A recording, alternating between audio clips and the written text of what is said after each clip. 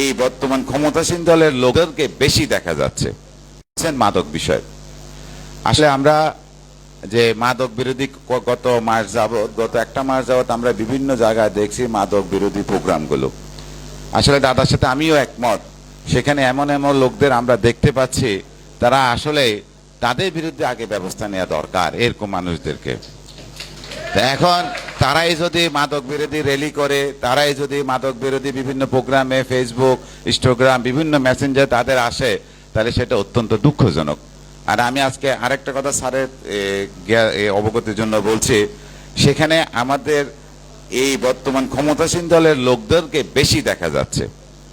তো সেটা আমি আপনাদের প্রতি আমার একটা অনুরোধ থাকবে, আপনারা মাদক বিরোধী র্যালি করেন, কারণ মাদক এমন একটা ভয়াবহ বিষয় যেটা আসলে আমি একা ওসির পক্ষে বা আমাদের উপজেলা এমপি স্যারের পক্ষে কিংবা আমাদের উপজেলা প্রশাসনের পক্ষে এটা নির্মূল করা কোনোদিনও সম্ভব না, যতক্ষণ পর্যন্ত আমরা এটাকে সামাজিকভাবে নিবারণ করতে না পারি।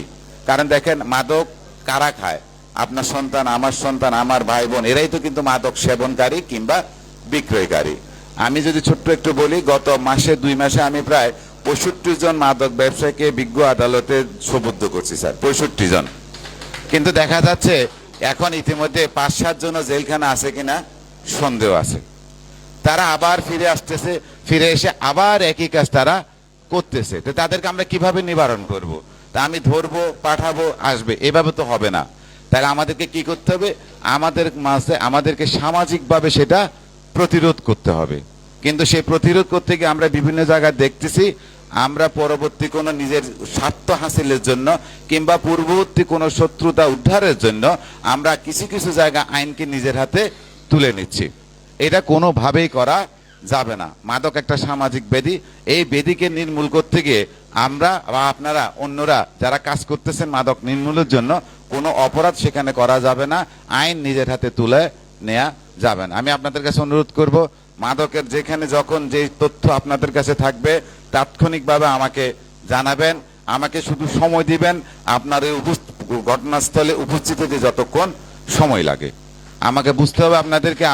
আপনি নরোত্তমপুর কিংবা শরীফপুর থেকে যদি খবর দেন যে স্যার এখানে মাদক ধরা পড়ছে বা আমরা আটক করছি, আমি 2 মিনিট 5 মিনিটে আপনার কাছে উপস্থিত হইতে পারবো না। আমাকে একটু সময় দিতে হবে, আমার যেতে যতক্ষণ সময় লাগে। আমি আন্তরিকভাবে সততার সাথে এবং নিষ্ঠার পেশাদারিত্বের সাথে আপনাদের প্রত্যেকটা ফোন কল আমি রিসিভ করবো এবং সেটার প্রতি গুরুত্ব দিয়ে আমি সেই বিষয়ে ব্যবস্থা নিব। ইতিমধ্যে আপনারা জানেন, আমি হয়তো বড়াই না, নিজের হলপ করে বলতে পারে, আমাকে বেগমগঞ্জের কোনো মানুষ ফোন করে এখনো পাই নাই, ফোন বন্ধ ছিল, ফোন আমি রিসিভ করে নাই, এরকম মনে কথা কেউ বলতে পারবেন না। যত রাত হোক, যত সকাল হোক, যে সময় হোক, যখনই আমাকে আপনারা যে কোনো তথ্য দিয়েছেন, আমি চেষ্টা করেছি সেখানে উপস্থিত হয়ে সে বিষয়ে আশু সমাধান করার জন্য।